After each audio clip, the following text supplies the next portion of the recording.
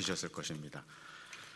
사실 저희가 지금 발표하는 그러한 내용을 바탕으로 나아가는 분들은 소수입니다.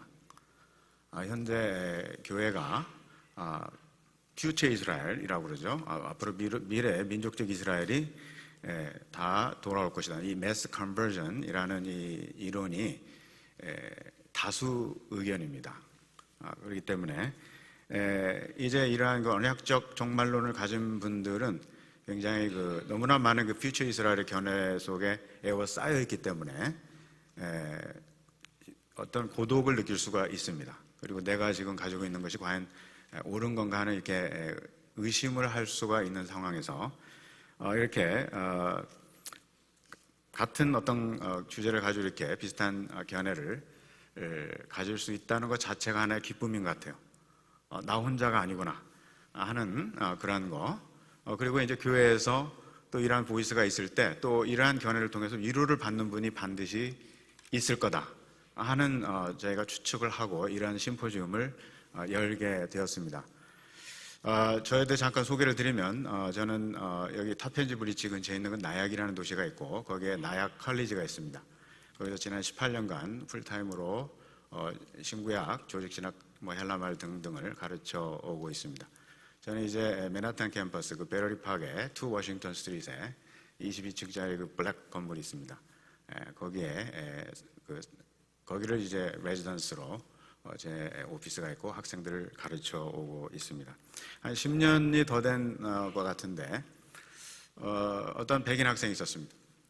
제 그 로마서 시간에 열심히 강의를 듣던 학생이에요. 그 학생이 이제 어느 날 편지를 하나 가지고 왔어요. 열어보니까 여기 뉴저지에 있는 어떤 메시아닉 주이시 교회예요. 한 2,000명 정도 모이는 큰 교회라고 합니다. 근데 그 목사님이 물론 유대인이죠. 근데 누구한테 대상으로 썼는지 하여간 그 편지를 저한테 가져왔어요. 읽어보니까 그 한 2페이지 정도 편지 내용이 앞으로 민족적 이스라엘에 대한 하나님의 특별한 섭리와 축복을 부정하는 사람은 마귀다 하는 게 그분의 주장이에요. 그분은 이제 워싱턴에서 정치인들하고 교제를 갖고 아주 미국 DC에 영향력을 행사하는 그러한 유대인 목사님입니다. 사실 이러한 그 세대주의적인 견해는 그 메시아닉 주들이 굉장히 어떤 그 열정을 가지고 주창해 나간 어떤 그런 일이 될 수가 많이 있는 것 같아요. 왜냐하면 결국은 어떤 자기들의 종족적인 이해관계하고도 맞기 때문에 또 이러한 것을 통해서 Jews for Jesus라는 선교단체도 만들어서 열심히 복음을 전파하고 있습니다. 그런데 이러한 그 세대주의적인 관점은 사실은 이 구속사에서 보면 굉장히 새로운 어떤 노선입니다. 한 1800년 정도 1세기부터 19세기 중반까지의 그런 교회의 입장은 바로 이스라엘은 교회다 하는 그러한 입장이었습니다. 캐톨릭 교회도 그랬고 초대 교부들도 로마서 11장 26절에 그 온 이스라엘은 택함받은 유대인과 이방인을 가리키는 것이다. 이렇게 믿어왔고 가르쳐왔고 또 유지해 왔었는데 19세기 중반에 다비라는 어떤 목사님이 아일랜드에서 이러한 세대주의를 조직화하고 가르치기 시작했고 또 이것이 영국의 정치인들에게 영향을 줬고 그래서 이제 그 영국 수상 발포어가 이러한 정책들을 가지게 되었고 이제 양차 대전이 끝날 무렵에 이제 영국이 팔레스타인에서 빠지면서 그 바톤을 이어받은 것이 이제 미국이었죠. 그래서 미국이 이러한 팔레스타인으로 나가게 됐습니다. 그래서 이제 1948년 5월 14일 날 이스라엘이 이제 공식적으로 독립을 하기 이틀 전에 이제 백악관에서 이제 참모들이 모였습니다. 해리 트루만이 이제 참모회를 하는데 이제 이스라엘이 팔레스타인의 독립을 하려고 하는데 우리가 이 나라를 승인할 것인가 하는 것을 서로 토론하고 있었습니다. 그 당시에 이제 국무장관이었던 조지 마샬은 굉장히 거기에 부정적이었습니다.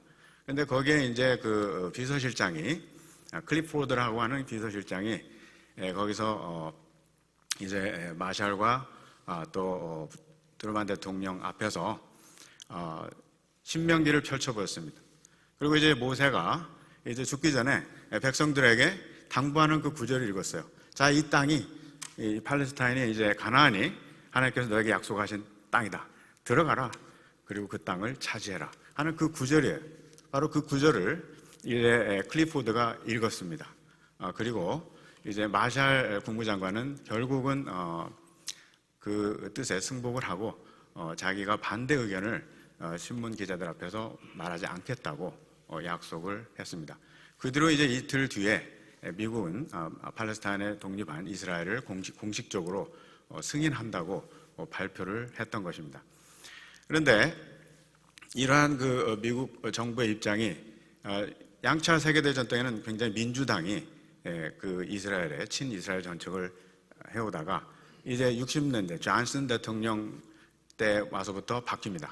민주당은 등을 돌리고 이제는 공화당이 친이스라엘 정책을 이제 채택을 하게 되고 그들은 이제 계속 유지가 되고 있고 이제 조지 부시 대통령이 이라크를 침공하는 모든 것들이 사실은 그 남쪽의 그 감리교 출신 아니겠습니까?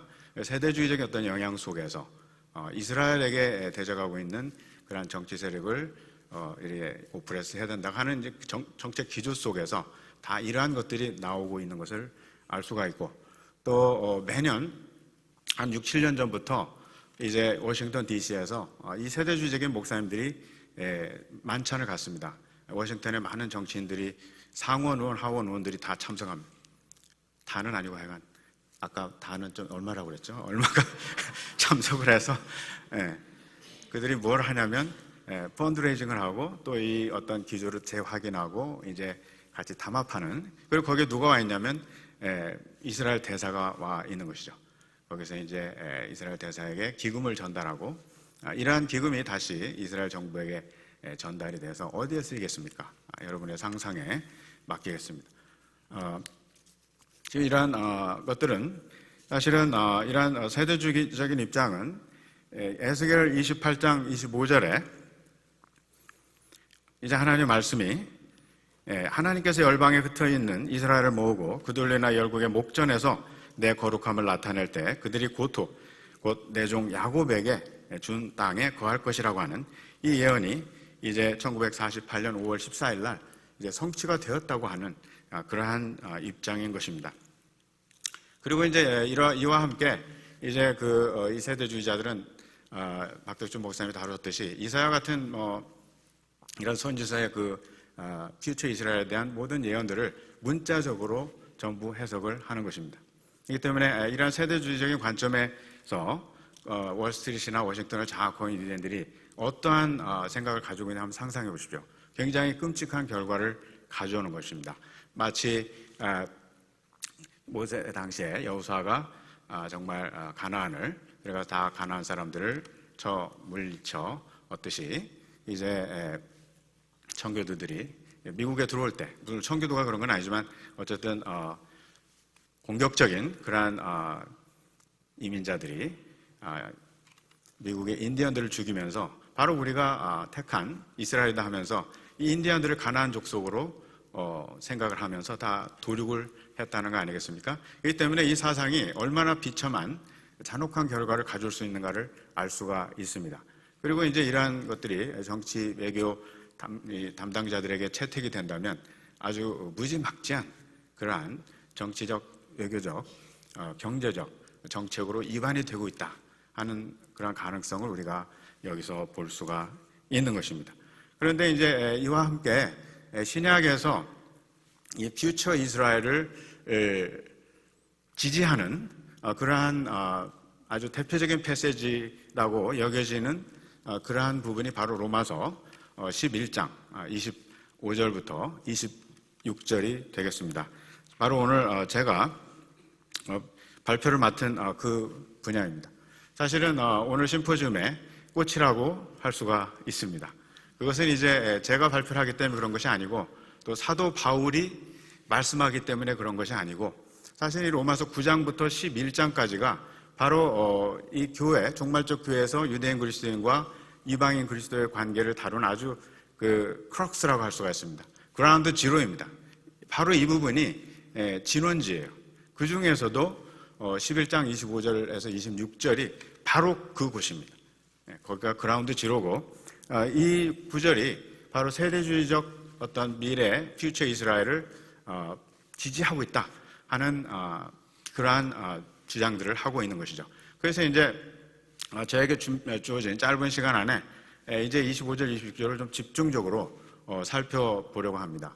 그래서 이제 세대주의자들은 여기서 이제 바울이 이렇게 말씀을 하고 있습니다.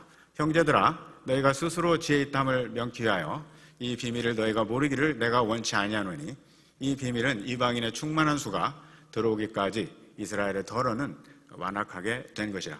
여기서 이제 25절에서 이방인의 충만한 수가 들어오기까지 일부 유대인들이 마음이 강팍해 있다고 말씀을 합니다. 그래서 이제 이 까지가 문제가 되는데요. 아크리스 후라는 구예요. 근데 이 아크리스 후가 까지라고 번역이 되는데 이 세대주의자들은 이제 여기서 상황의 반전이 있다고 믿습니다. 다시 말해서 이방인의 충만한 수가 들어오면 그때 이제 강팍했던 유대인들의 마음이 녹아지기 시작한다 이거죠. 그래서 이제 그들이 이제 구원을 받게 되고 그리하여 이제 26절에 온 이스라엘이 구원을 받게 된다. 26절이 있는데요. 어쨌든 26절에 제가 읽어보면 그리하여 온 이스라엘 구원을 받으리라. 기록된 바 구원자가 시온에서 오사 야곱에게서 경건하지 않은 것을 돌이키시겠고 이렇게 되어 있습니다. 그래서 이제 여기서 그리하여 이제 온 이스라엘 민족적 이스라엘이 구원을 받는다. 이제 이러한 견해는 이제 네 가지로 해석이 됩니다. 첫째는 모든 민족적 이스라엘이 이제 통시적 이스라엘이나 다이아크로닉 이스라엘이나 볼 때 영국의 이제 벨 같은 교수는 다이아크로닉 주라고 보는데 1세기부터 21세기까지 모든 주가 그냥 자동으로 구원받는다 이거죠. 왜냐하면 그들 아브라함의 후손이니까. 이러한 견해가 있어요. 또 싱크로닉 견해가 있는데 그것은 이제 앞으로 주님 오실 때 주님 오실 때 그 동시대에 모든 유대인들이 구원을 받는다 하는 견해가 있습니다. 그리고 이제 그러면 그들이 자동적으로 구원을 받느냐? 아니다. 그때는 예수님을 믿게 될 거야. 예수님이 재림하신데 어떻게 예수님을 믿느냐? 그거 기적적으로 그냥 자동적으로 예수님께서 그냥 그들을 이렇게 싹 컨버전 시키셔가지고 그들이 구원을 받을 것이다. 이렇게 주장을 하는 그런 견해들이 있습니다. 또 이제 핸드릭슨 같은 이제 학자는 여기서 온 이스라엘은 이제 모든 택함 받은 유대인들이다. 이렇게 해석을 하고 이제 켈빈이나 이러한 개혁주의에서는 여기서 온 이스라엘은 이제 택함 받은 유대인과 택함 받은 이방인의 총수다. 이렇게 해석을 해 온 것입니다. 이제 저는 결론부터 말씀을 드리면 제 견해가 어떤 것인지 좀 짐작할 수 있겠죠. 저는 이제 켈빈주의를 따라서 저는 이 온 이스라엘이 유대인과 이방인의 모든 택함받은 유대인과 택함받은 이방인의 총수가 온 이스라엘이다 하는 견해를 가지고 있습니다. 저는 여기서 이 25절에까지가 그런 상황의 반전을 가져오는 게 아니다고 하는 그런 말씀을 지금 드리고 싶습니다. 왜냐하면 고린도전서 15장 25절에도 바울이 예수님께서 그 원수를 발등상 되게 하기까지 왕노릇 하시리라 이렇게 말씀할 때 아크리스 후라는 구가 나옵니다. 그럴 때 예수님께서 그 원수들 발등상 된 이후에 그러면 다스리지 않으시느냐? 그게 아니죠. 계속해서 다스리시는 것입니다. 마찬가지로 아크리스 후가 성경에 쓰일 때 상황의 반전을 가져오는 어떤 구절들이 있긴 있어요. 그렇지만 여기서 상황의 반전을 의미하는 게 아니다 하는 사실을 알 수가 있고 이러한 해석은 그들의 어떤 역사적 전천전설이나 세대주의적 전천전설을 그런 어떤 신학적 그러한 어떤 프레임 속에서 25절을 해석을 하는 것입니다. 아까 홍승민 목사님께서 이제 우리의 이 주제가 해석학적인 어떠한 이슈를 담고 있다고 말씀하셨는데 바로 그것입니다. 우리가 성경을 해석할 때는 우리가 어떤 신학적 안경을 쓰고 있느냐, 어떤 대전제를 가지고 성경을 읽느냐에 따라서 그 결론이 이미 나 있는 거예요. 세대주의자들은 세대주의 안경을 쓰고 성경을 보기 때문에 성경을 그렇게밖에 해석이 안 되는 겁니다. 마치 어떤 여성에게 완전히 반한 남성이 부모가 아무리 이쁘지 않다고 얘기해도 그 여성이 이쁘다고 고집을 하는 거예요. 왜냐하면 그 이쁘다고 생각하는 그 전제, 그 안경을 쓰고 보기 때문에 부모의 반대를 무릅쓰고 결혼을 할 수도 있겠죠. 여러분의 자녀는 아니시겠지만 바로 그 성경 해석에서 바로 그러한 어떤 문제가 있게 되는 거죠. 어떠한 대전제를 가지고 성경을 읽느냐 하는 것입니다. 그래서 이제 여기서 상황의 반전이 없다는 말씀을 제가 드렸고, 이것은 어떤 역사적 전천연설이나 세대주의적 전천연설의 관점에서 이제 그 전제를 25절 속에 투영하면서 그런 해석을 하는 것이지, 25절 자체가 이러한 역사적 전천이나 세대주의적 전천연설을 백업하는, 그러한 지지해주는 그러한 말씀을 하고 있지 않다고 하는 사실입니다. 또한 이제 이 세대주의자들은 26절이 시작할 때 이제 카이후투스라는 단어가 있습니다. 26절에. 그래서 이제 그 단어를 이제 그 이후에 라고 이제 해석을 하는데, 사실은 이 후투스라는 이 접속사가 이 시간적 의미를 가지고 있지 않아요. 그 이후가 아닙니다. 여기서 이제 영어 번역은 NAS로 and thus로 논리적 귀거를 의미하고 있지 and then이 아닙니다. THEN. 어떤 번역은 월터 카이저 교수 같은 분들도 and then으로 보고 있어요.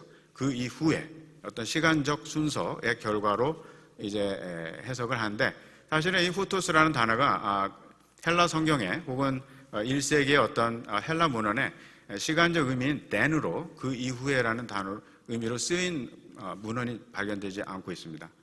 그래서 이것은 이제 26절은 25절에서 말씀한 거에 결론을 지금 도입하고 있는 것이죠.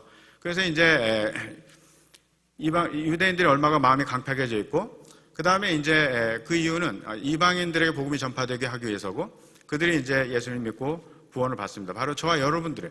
근데 이제 이 기간 동안, 이 교회 시대 2000년 동안 어떤 일이 일어났냐면, 택함받은 유대인들이 있는 것입니다. 그 택함받은 유대인들이 이제 우리 이방인들이 구원받는 걸 보고 셈이 나서 그들도 회개하고 예수님을 믿어오게 된 것이죠. 그래서 이 유대인 구원과 유대인의 강팍해짐, 또 이방인 구원, 유대인 구원이 동시적으로 지금 동시다발적으로 일어나고 있는 것입니다. 지금 2000년 교회 역사 동안에 바로 그러한 일들이 일어나고 있었어요. 그래서 이 순선한적인 상호작용, 그 유대인 구원과 이방인 구원의 이 상호작용이 마치 마차의 두 바퀴처럼 계속 같이 굴러가는 것이죠. 그러면서 예수님 오실 때까지 같이 굴러가면서 유대인과 이방인 구원이 계속 이제 추수가 되면서 예수님께서 오시는 바로 그것입니다. 바로 그것이 바울이 25절에 말씀한 그 비밀이에요. 이 비밀이 전에는 감춰 있다가 이제 1세기에 나타나게 된 것이죠. 이러한 방식으로 온 이스라엘이 구원을 받는다고 하는 것이죠. 바로 in this manner, and thus도 괜찮은 번역이고, 바로 그러한 방식으로 온 이스라엘이 구원을 받는다는 말씀입니다. 그런데 이 온 이스라엘이, 사도 바울은 민족적 세대주의자들은 민족적 이스라엘이라는 거예요. 근데 그들이 이렇게 얘기하는 거는 25절에 이스라엘이 단어가 써 있습니다. 26절에 갑자기 그걸 영적 이스라엘로 말씀할 리가 없다라고 얘기합니다. 하지만 이제 9장 6절을 보시면 사도 바울이 모든 이스라엘이 다 이스라엘이 아니요 이렇게 말씀을 하고 있어요. 그래서 앞에 이스라엘은 민족적 이스라엘이고 뒤에 이스라엘은 영적 이스라엘.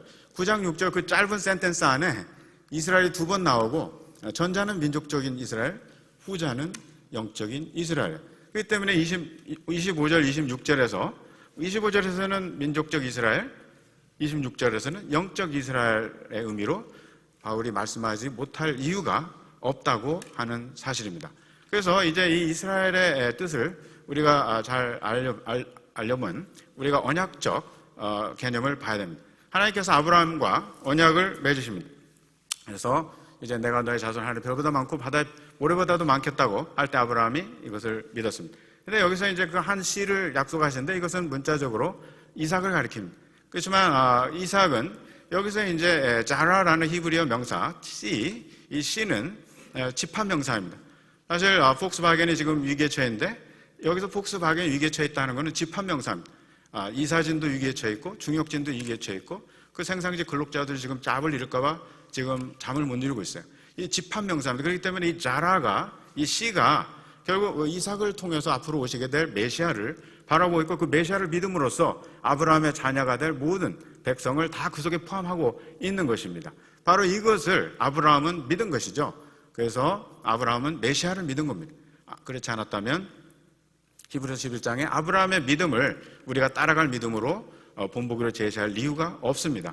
많은 학자들이 아브라함이 믿은 것은 예수님이 아니라고 얘기하는데, 그것은 어떤 성경 전체를 가르침을 관가하고 있는 것입니다. 그래서 아브라함의 믿음을 통해서, 또 우리가 예수님의 믿음을 통해서 아브라함과 우리가 어떤 유니티가 생기는 것이죠. 그래서 아브라함은 이스라엘의 유대인들의 조상이지만, 만약 예수님을 안 믿는 유대인이 있다면 그 예수님 안 믿는 유대인은 아브라함과는 상관이 없는 사람이라는 거죠. 그것이 이제 바울이 로마서 4장에서 25절, 1절부터 25절까지 길게 말씀을 하고 있는 사실입니다. 그래서 이제 로마서 4장 1절에 우리 조상 아브라함이라고 할 때 이 세대주의자들은 이 우리를 유대인이라고 해석을 합니다. 그렇지만 이제 우리가 제대로 성경을 보면 로마 교회 바울이 로마서를 쓰면서 우리 조상 아브라함이라고 할 때 거기서 이방인 그리스도인들을 싹 빼버리고 우리 유대인 그리스도를, 로마에 있는 유대인 그리스도, 우리 조상 아브라함 이렇게 얘기할 리가 없죠. 여기서 우리는 굉장히 인클루시브한 개념이고 유대인 그리스도인이나 이방인 그리스도인 다 포함한 그 교인들, 로마에 있는 그 교인들을 대상으로 우리 조상 아브라함이라고 얘기를 하고 있다고 해석을 해야 바른 해석이라고 저는 생각을 합니다. 그래서 이런 이스라엘을 언약적인 개념으로 우리는 봐야만 하는 것입니다. 그래서 이제 이스라엘은 단어가 원래는 야곱, 창세기 32장 28절 야곱이 하나님과 씨름해서 하나님께서 야곱을, 사실 야곱이 천사를 이긴 것 같지만 사실은 하나님께서 야곱을 이기신 겁니다.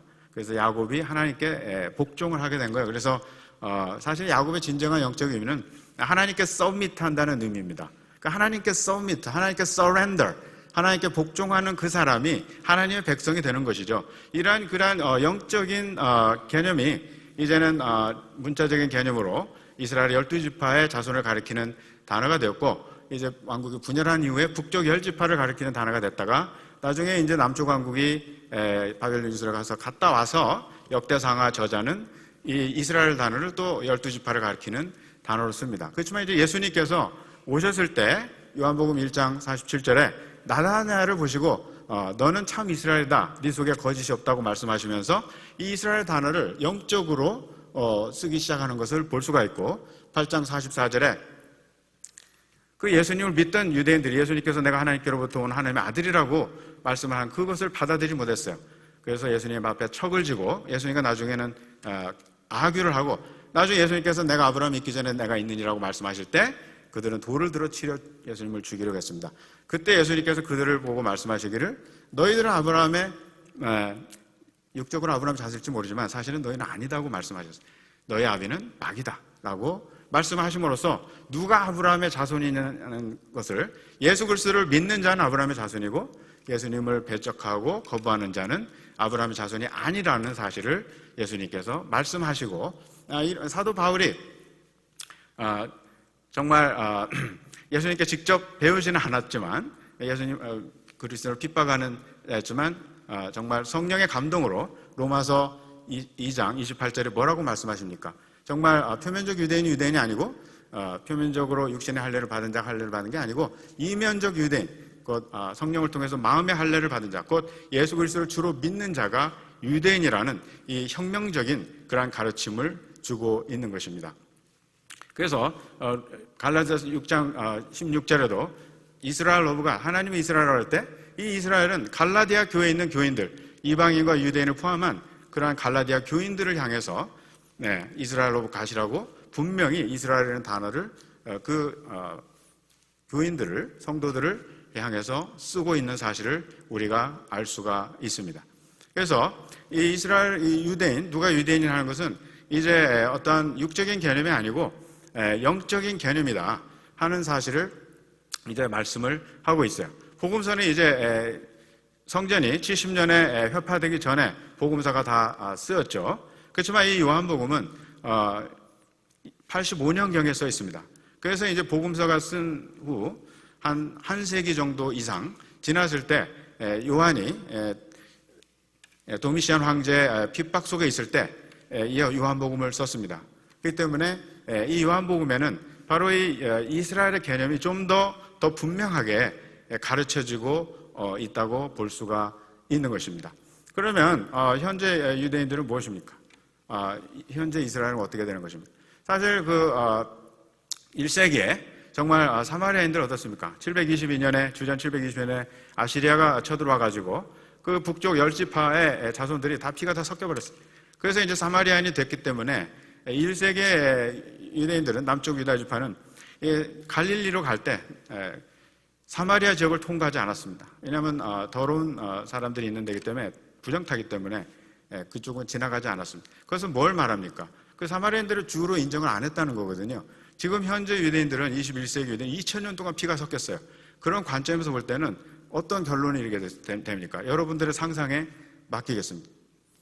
그리고 그래서 이제 여기서 1세기에도 누가 유대인이냐, 누가 아브라함의 자손이 가지고 갈등이 있었죠. 아까 홍수민 목사님 말씀하신 것처럼 이 쿰란 공동체는 자기들의 공동체 안에서 메시아가 임하고 자기들이 구원을 받는다고 믿었습니다. 요즘에도 브루클린이나 만시나 먼로에 있는 하시딕 주들, 이들은 자기들 공동체에 예수님이 메시아가 임할 거라고 믿고 자기들이 선택받은 아브라함의 자손이라고 믿고 살고 있습니다. 그들은 지금 팔레스타인의 정통 유대인도 다 부정합니다. 바로 이러한 것들은 무엇을 말하고 있습니까? 이 누가 유대인이라는 것이 얼마나 상대적인 개념인가, 주관적인 개념인가, 이념적인 개념인가 하는 것을 나타내주고 있는 것입니다. 그래서 이제 할라카의 정의하면, 랍비의 정의하면 어머니가 유대인이든지 아니면 유대교로 개종한 사람이 유대인이다. 근데 이제 이게 점점 개념이 완화돼가지고 이제는 조부모 중에 유대인이 있을 경우, 그리고 개종하면 유대인, 이렇게 점점 하나되는, 그렇기 때문에 유대인이라고 하는 그 개념 자체가 굉장히 정치적이고 종교적이고 이념적인 개념이다 하는 사실을 알 수가 있고, 또 사실은 이 마태복음이나 창세기 5장이나 누가복음 3장의 이 계보를 보면 누가복음은 이제 물론 마리아 쪽으로 돼 있긴 하지만 어쨌든 마태복음 1장이나 정말 이러한 예수님의 계보를 보면 전부 부계로 계보가 되어 있습니다. 사실 그 Y 염색체가 내려가는 것이고 X 염색체는 이 유전학에서 이제 중요시하지 않게 여기는 경향이 있지 않습니까? 그래서 이 유대 전통에서 계보학에 있어서 Y 염색체로 이제 Son of David, 예수님께서도 다윗의 아들이라고 그러셨지 다윗의 아내 어떤 이름을 해서 그 아들이라고 불려지신 적이 없습니다. 그렇기 때문에 이러한 관점에서 본다면 그 할라카의 정의에서 어머니가 유대인일 때 유대인으로 인정된다 하는 건 이건 유전학적으로 보면 굉장히 모순되는 그러한 개념임을, 기준임을 알 수가 있습니다. 그러면 이제 이러한 상황에서 그러면 예수님의 재림과 지금 이스라엘의 관계는 어떻게 되는 것이냐 하는 질문을 우리가 할 수가 있죠. 사실은 여기서 우리가 영적 이스라엘 개념을 가지고 본다면 사실은 어떤 계시록을 해석할 때 정말 문자적으로 정말 14만 4천이 뭐 유대인 구원받는 자를 의미한다. 이게 전부 세대주의적인 어떤 세대주의적인 전천연설에 근거한 해석인데요. 사실은 이게 계시록 11장에 정말 말세에 이제 이방인들이 성전의 바깥쪽을 다 회파한다 할 때 이 성전은 정말 문자적인 성전이라고 보고 이 세대주의자들 정말 모스크 예루살렘에 있는 그 유대인 회교사원을 무너뜨리고 거기에 이제 제3성전을 지으려고 하는 운동이 있지 않습니까? 어느 플랜이 많이 구체화되어 있다고 합니다. 정말 그 회교사원을 무너뜨리지 않다면 다른 제3의 지역에 정말 성전을 세워서 나가고 또 이러한 것에 돈을 대는 것이 바로 이제 전 세계의 세대주의적 교회입니다. 많은 헌금이 바로 이 성전이 지어지는데 지금 펀드로 들어가고 있는 거예요. 근데 사실은 그것이 예수님의 재림과는 제가 좀 혁명적인 말씀을 하는지 모르겠지만은 예수님과 재림과는 상관이 없습니다. 예를 들어서 사실 광화문 광장의 세종대왕 동상과 이순신 장군 동상이 예수님의 재림과 상관없듯이 워싱턴 DC의 오벨리스크가 예수님 재림과는 상관없지 않습니까? 그렇기 때문에 정말 예루살렘의 제3성전이 지어진다고 해도 그거는 어떤 자기들의 프라이드를 나타내는 것일 뿐이지 그게 성경적인 종말과는 아무런 관계가 없는 그러한 인간의 어떤 사업이다. 이렇게 우리가 말씀을 드릴 수가 있습니다. 그래서 에베소서 2장이나 이런 데 보시면 사도 바울이 뭐라고 있습니까? 이 성전에 정말 코너스톤은 예수님이시고 우리 그리스도인들이 벽돌 한 장 한 장이 되어가지고 하나님의 성전을 지어간다고 그랬고 주님께서 누구든지 예수님 믿으면 그 마음에 하나님의 나라가 임했다고 말씀을 하고 있습니다. 다시 말씀드려서 우리는 성령의 내주하심을 받은 정말 하나님의 전인 것입니다. 믿습니까? 그래서 우리 교회가 정말 우리 성도들이 정말 성령님의 내주하심을 받고 하나님과 함께 살고 있어요. 24/7. 우리는 항상 하나님과 함께 숨을 쉬고 살고 있습니다. 믿으십니까? 바로 우리가 예수님의 재림은 바로 계시록 11장에 말씀되어 있듯이 정말 성도에 대한 핍박이 그 하나의 바로미터인 것입니다.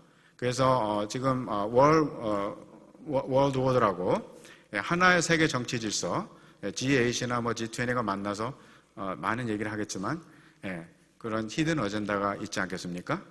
세계가 하나로 통합되고 이 전 세계가 하나의 정부가 되면 그들이 무엇을 하겠습니까? 그래서 이제 계시록 20장에 말씀되어 있는 이제 사탄이 노예함을 받으면 이제 곡과 마곡을 불러드리고 세상에 있는 왕들을 불러드린다고 하지 않습니까?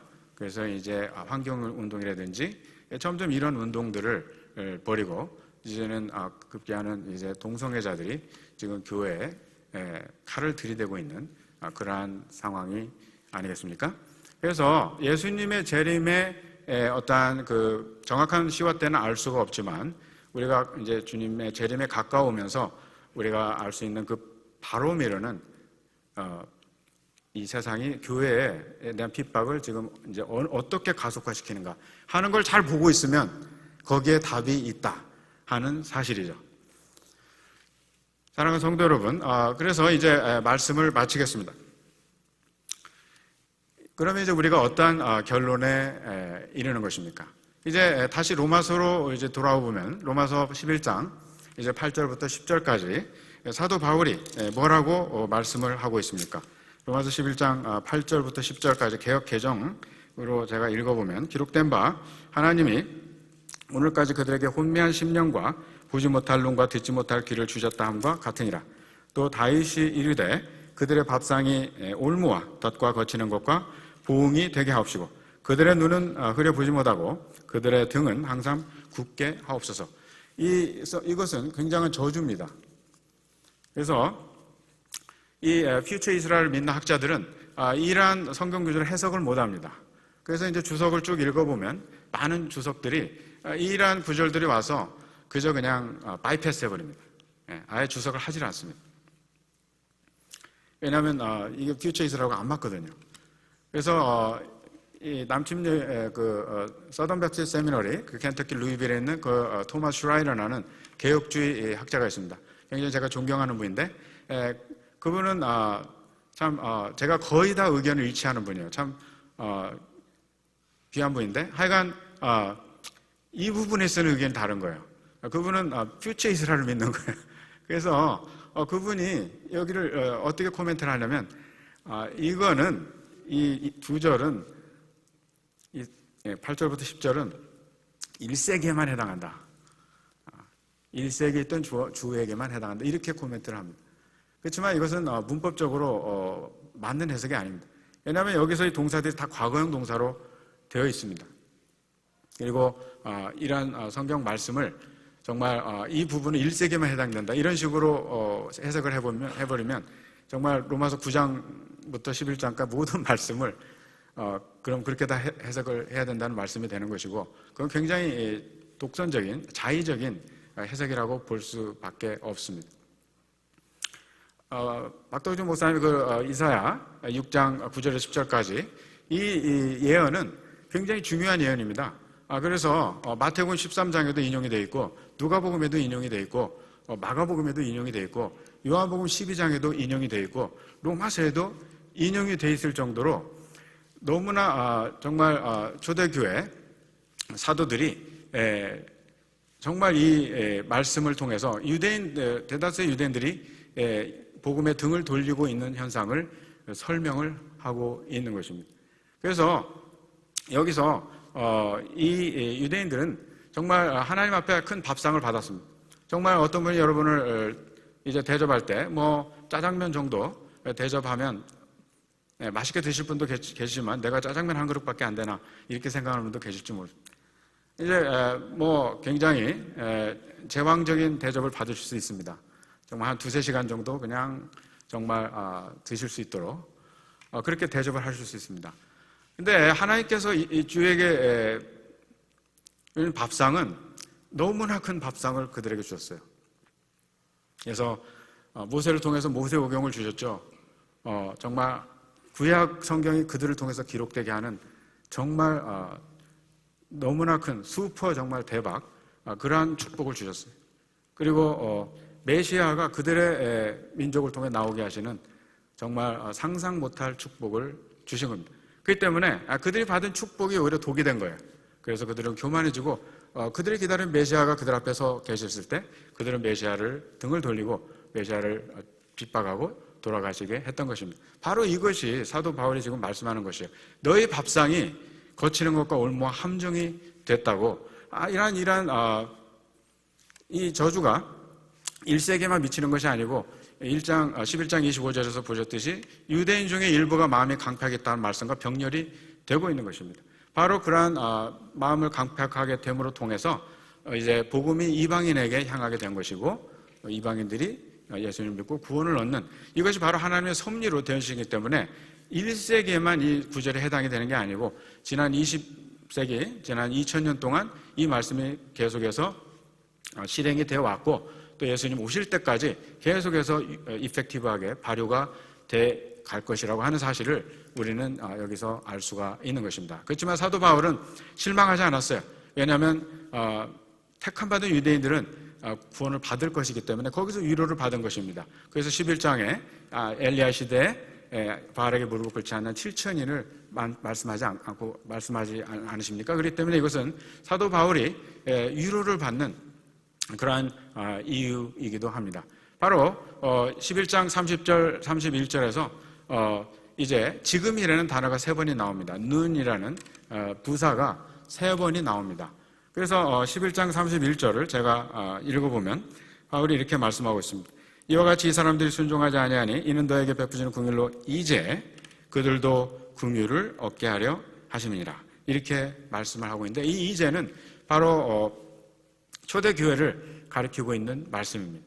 그렇기 때문에 초대교회 때부터 이제 지금까지 바로 이 비밀, 결국 유대인의 강팍함, 이방인의 구원, 또 유대인의 구원, 이 상호작용이 지난 2000년 동안 계속해서 이 메커니즘이 되어져 온 바로 이것이 온 이스라엘의 구원을 받는 비밀이다 하는 것을 사도 바울이 말씀하고 있고 또 자기가 이 비밀이 이루어지는 하나의 엔진으로서 이사야 66장 18절에서 20절까지 말씀한 21절까지 말씀한 정말 말세의 다시스와 구스와 이 모든 나라에서 이방인들이 유대인들과 함께 정말 여호와의 전에 나와 거룩하게 된 예물을 드리고 정말 그들 중에 레위와 제사장으로 나올 것이라는 이 말씀이 사도 바울은 종말적으로 자기에게 어플라이를 해서 이방인의 사도인 자기가 바로 제사장으로서 이제 자기가 전도한 이방인 신자들이 이제 성령으로 깨끗함을 입게 돼서 하나님께서 받으심직한 거룩한 제물이 되었다고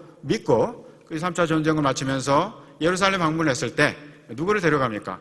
그동안 전도했던 많은 이방인 교회에서 이방인 교회 그리스도의 제자들을 같이 데리고 와서 그들을 하나님께 제물로 드리면서 정말 이방인이 들어가서는 안 될 예루살렘 성전에 함께 들어간 것이에요.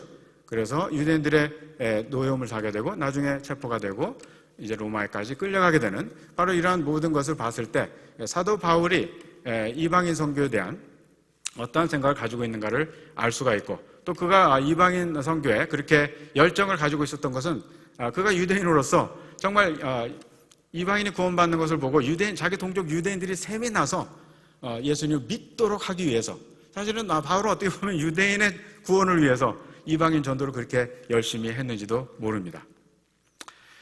그래서 이제 말씀을 맺겠습니다. 종합해보면 정말 지금 이 시대에 어떠한 것이 바른 종말적 세계 선교 전략이냐 할 때 바로 어떤 균형 있는 선교 전략을 우리가 초대교회 사도들로부터 본받을 수가 있습니다. 베드로는 유대인들에게 바울은 이방인에게 하는 이러한 어떤 균형 잡힌 선교 그리고 유대인 선교는 이방인 선교를 떠나서는 그 동력을 잃어버립니다. 왜냐하면 이방인이 구원을 받는 것을 보고 유대인이 시기가 나서 그들도 구원을 받게 되는 것이거든요. 그렇기 때문에 유대인 선교를 이제 죄송합니다. 이방인 선교를 이제 접어버리고 이제 유대인 선교로 몰고 가는 거는 이거는 종말적 선교의 동력을 잃어버리겠다 하는 그러한 의미를 함축하고 있는 것입니다. 다시 말씀드려서 유대인 선교는 계속돼야 됩니다. 그리고 지금 와서 뭐 백투 이스라엘이 있는 게 아니고 사실은 지난 2000년 동안 유대인 선교는 계속 있어 왔고 그리고 택함 받은 유대인들은 계속해서 복음을 믿고 구원을 받아 왔습니다. 그렇기 때문에 복음이 유대인으로부터 시작해서 이방인으로 간다 했을 때 1세기에 이제 유대인 선교는 끝난 게 아니에요. 유대인 선교 이미 시작됐고 그래서 2000년간 계속 되는 거고 이제 이방인들에게 복음이 한 번도 전파되지 않았는데 이제 유대인들에 의해서 이방인 선교가 시작됐다 하는 그런 의미죠. 그렇기 때문에 지난 2000년 동안 유대인으로부터 이방인 이것은 어떤 한 방향의 도식이 아니라 유대인들은 계속해서 혜택을 받아오고 있었고 이제 구약시대 혜택을 받지 못한 이방인들에게 비로소 혜택이 이제 같이 가기 시작했다는 의미죠. 그렇기 때문에 지금 현재 21세기의 선교도 바로 이 두 바퀴가 돌아가는 이러한 메커니즘이 계속 되면서 이제 택자 구원이 이루어지고 그때 예수님께서 오실 것이라고 믿습니다. 이제 우리가 여기서 결론적으로 유대인 구원은 이방인 구원에 함수관계에 있다. 그러한 말씀을 드리고 싶고 이제 유대인 선교는 거시적인 이방인 선교적인 틀 속에서 같이 강구돼야 되는 거지 서로를 배타적인 관계에 놓는 어떠한 축소주의적인 그러한 선교 정책은 지향이 아니라 지양 되어야 된다고 말씀드릴 수가 있겠습니다. 감사합니다.